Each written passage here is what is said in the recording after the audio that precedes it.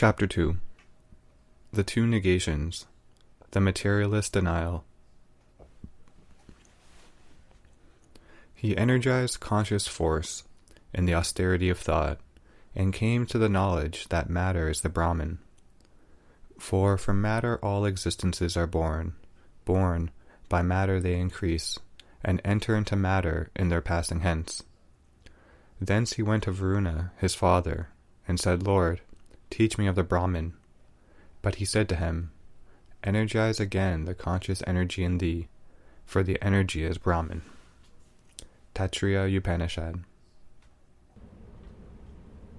The affirmation of a divine life upon earth, and an immortal sense in mortal existence, can have no base unless we recognize not only eternal spirit as the inhabitant of this bodily mansion, the wearer of this mutable robe, but accept matter of which it is made, as a fit and noble material out of which he weaves constantly his garbs, builds recurrently the unending series of his mansions.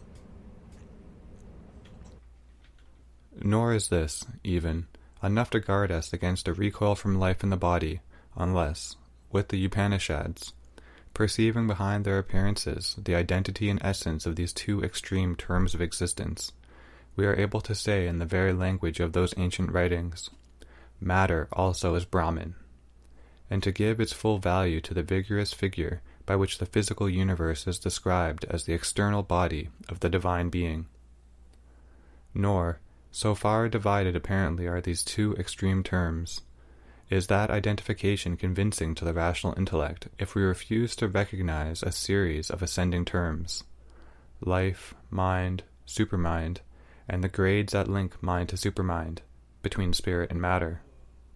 Otherwise, the two must appear as irreconcilable opponents bound together in an unhappy wedlock, and their divorce the one reasonable solution.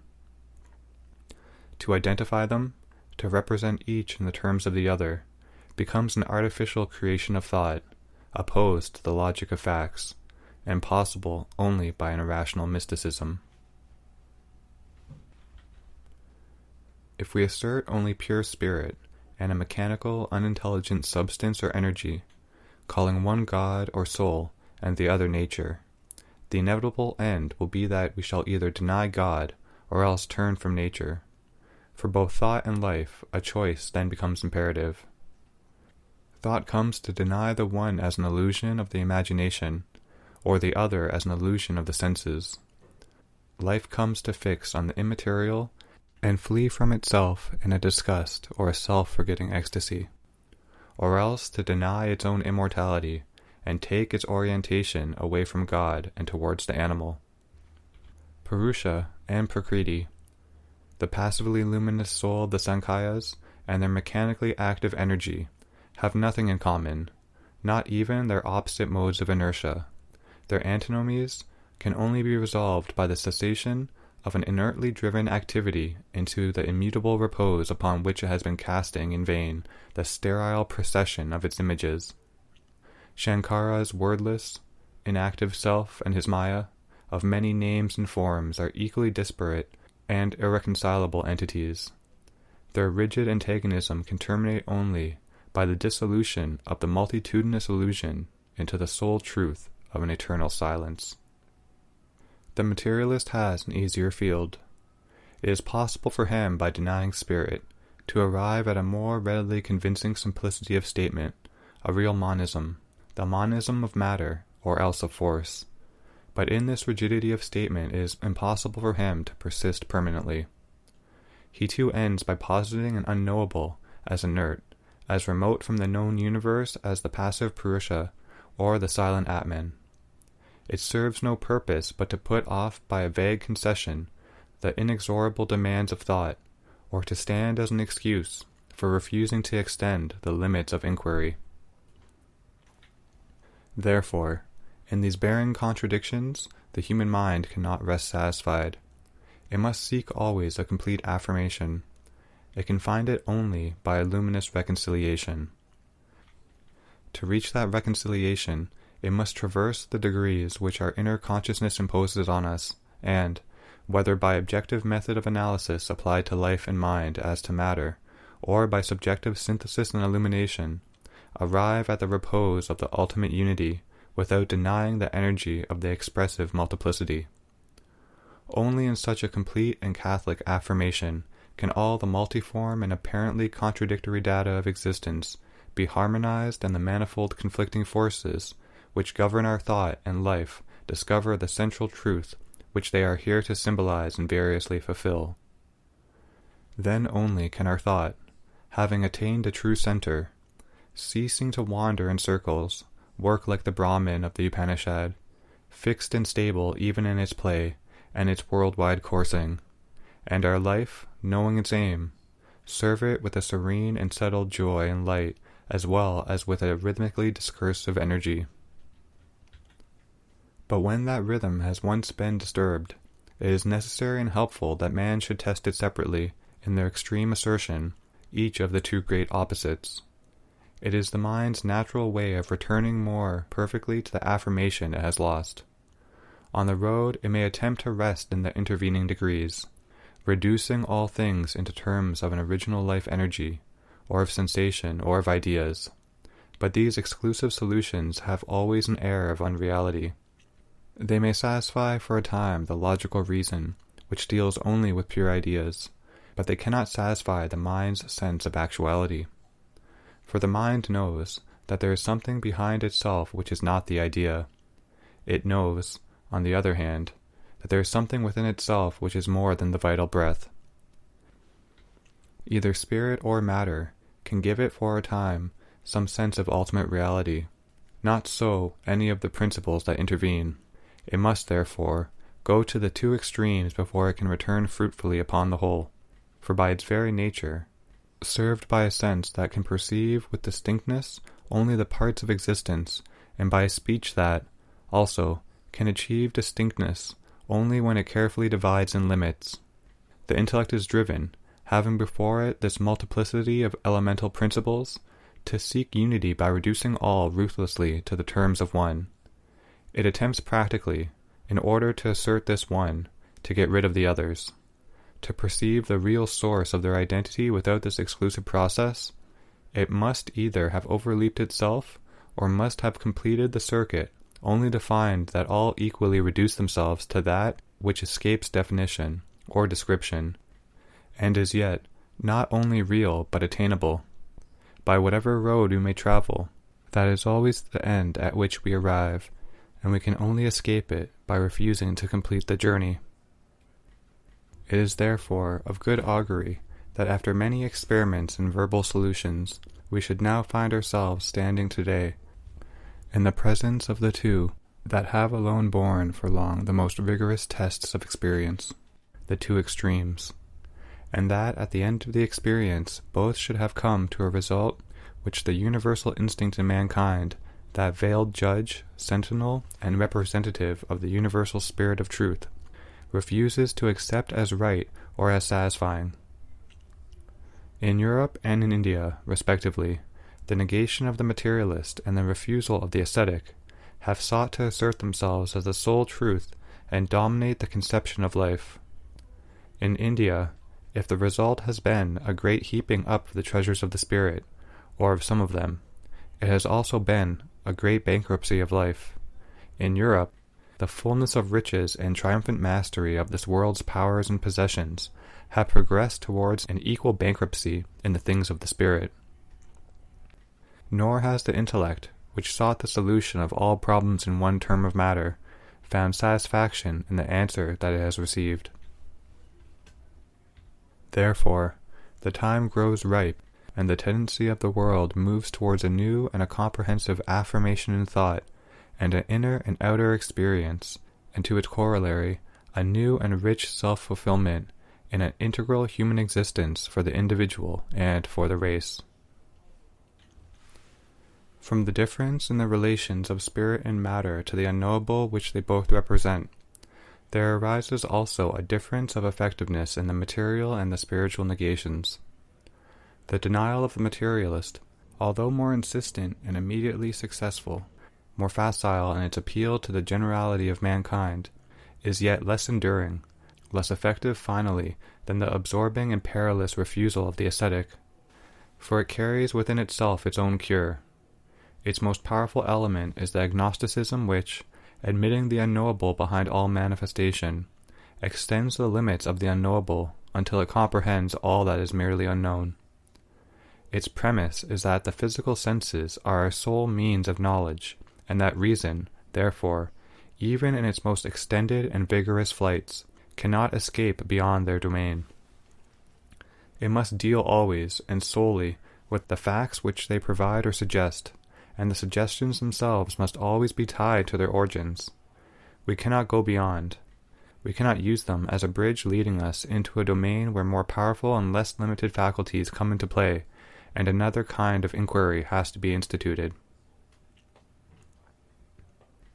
A premise so arbitrary pronounces on itself its own sentence of insufficiency. It can only be maintained by ignoring or explaining away all that vast field of evidence and experience which contradicts it, denying or disparaging noble and useful faculties, active consciously or obscurely, or at worst latent in all human beings, and refusing to investigate superphysical phenomenon except as manifested in relation to matter and its movements, and conceived as a subordinate activity of material forces. As soon as we begin to investigate the operations of mind and of supermind, in themselves and without the prejudgment that is determined from the beginning to see in them only a subordinate term of matter, we come in contact with a mass of phenomenon which escape entirely from the rigid hold, the limiting dogmatism of the materialist formula. And the moment we recognize, as our enlarging experience compels us to recognize, that there are in the universe noble realities beyond the range of the senses, and in man powers and faculties which determine rather than are determined by the material organs through which they hold themselves in touch with the world of the senses, that outer shell of our true and complete existence, the premise of materialist agnosticism disappears. We are ready for a large statement and an ever-developing inquiry. But, first, it is well that we should recognize the enormous, the indispensable utility of the very brief period of rationalistic materialism through which humanity has been passing. For that vast field of evidence and experience, which now begins to reopen its gates to us, can only be safely entered when the intellect has been severely trained to a clear austerity. Seized on by unripe minds, it lends itself to the most perilous distortions and misleading imaginations, and actually in the past encrusted a real nucleus of truth with such an accretion of perverting superstitions and irrationalizing dogmas that all advance in true knowledge was rendered impossible. It became necessary, for a time, to make a clean sweep at once of the truth and its disguise, in order that the road might be clear for a new departure and a surer advance.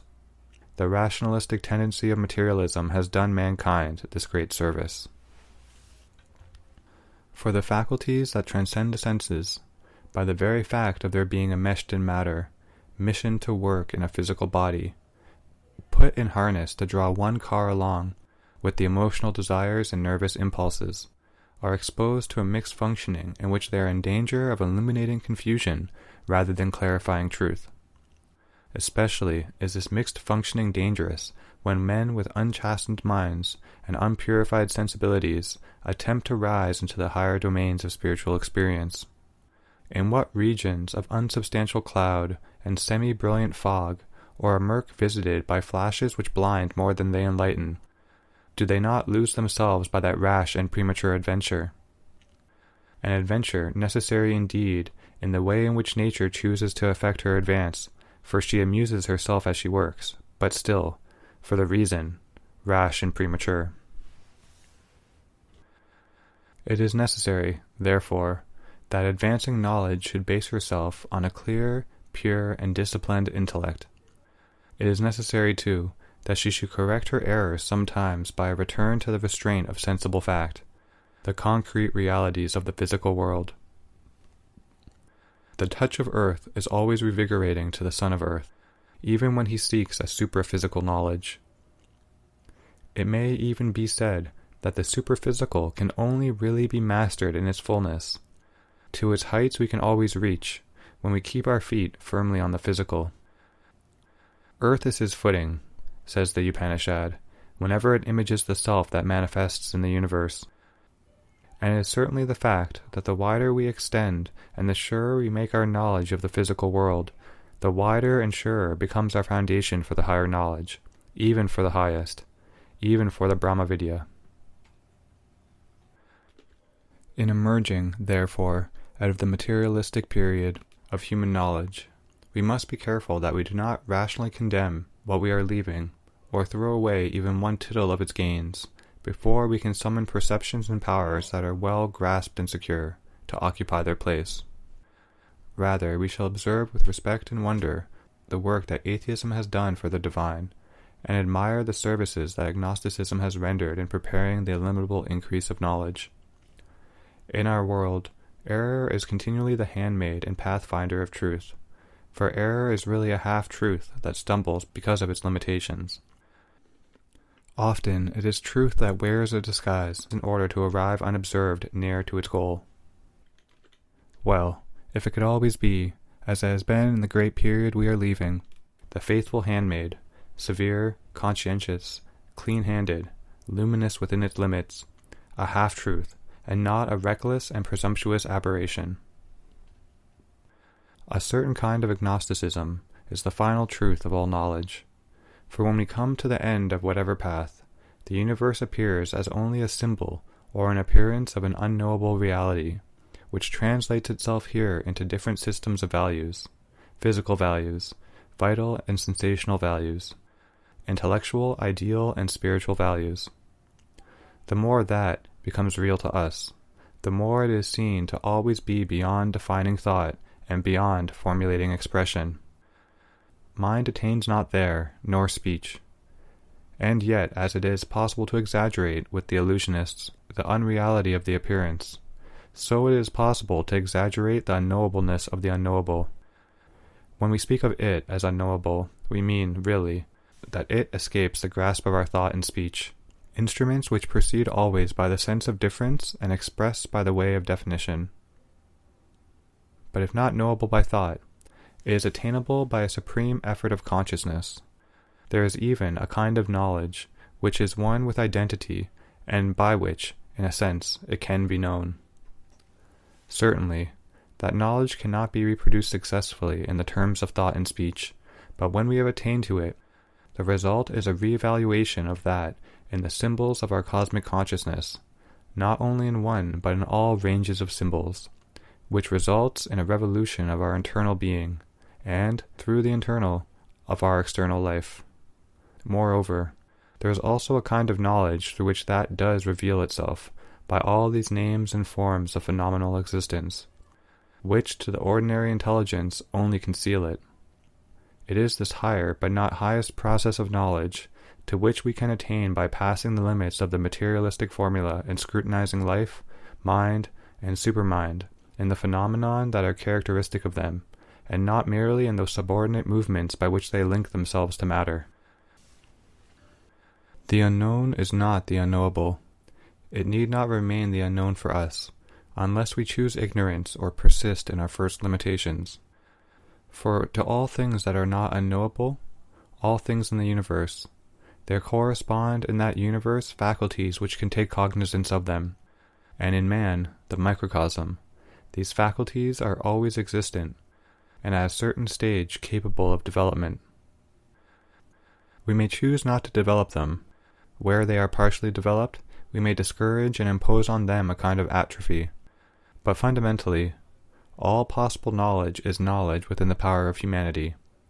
And since in man there is the inalienable impulse of nature towards self-realization, no struggle of the intellect to limit the action of our capacities within a determined area can forever prevail. When we have proved matter and realized its secret capacities, the very knowledge which has found its convenience in that temporary limitation must cry to us, like the Vedic restrainers, "Forth now and push forward also into other fields." If modern materialism were simply an unintelligent acquiescence in the material life, the advance might be indefinitely delayed. But since its very soul is the search for knowledge, it will be unable to cry a halt, As it reaches the barriers of sense knowledge and of the reasoning from sense knowledge, its very rush will carry it beyond, and that rapidity and sureness with which it has embraced the visible universe is only an earnest of the energy and success which we may hope to see repeated in the conquest of what lies beyond. Once the stride is taken that crosses the barrier, we see already that advance in its obscure beginnings. Not only in the one final conception, but in the great line of its general results, knowledge, by whatever path it is followed, tends to become one.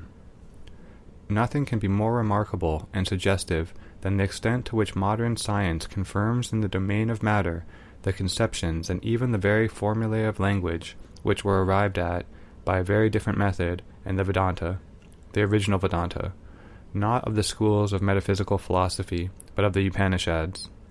And these, on the other hand, often reveal their full significance, their richer contents, only when they are viewed in the new light shed by the discoveries of modern science. For instance, that Vedantic expression which describes things in the cosmos as one seed arranged by the universal energy in multitudinous forms. Significant, especially, is the drive of science towards a monism which is consistent with multiplicity, towards the Vedic idea of the one essence with its many becomings. Even if the dualistic appearance of matter and force be insisted upon, it does not really stand in the way of this monism, for it will be evident that essential matter is a thing non-existent to the senses, and only, like the pradhana of the Sankhayas, a conceptual form of substance. And in fact, the point is increasingly reached where only an arbitrary distinction in thought divides form of substance from form of energy. Matter expresses itself eventually as a formulation of some unknown force. Life, too, that yet unfathomed mystery, begins to reveal itself as an obscure energy of sensibility imprisoned in its material formulation. And when the dividing ignorance is cured, which gives us the sense of a gulf between life and matter, it is difficult to suppose that mind, life, and matter will be found to be anything else than one energy triply formulated, the triple world of the Vedic seers. Nor will the conception then be able to endure of a brute material force as the mother of mind. The energy that creates the world can be nothing else than a will, and will is only consciousness applying itself to a work and a result. What is that work and result, if not a self-involution of consciousness in form, and a self-evolution out of form so as to actualize some mighty possibility in the universe which it has created? And what is its will in man, if not a will to unending life, to unbounded knowledge, to unfettered power? Science itself begins to dream of the physical conquest of death, expresses an insatiable thirst for knowledge, is working out something like a terrestrial omnipotence for humanity.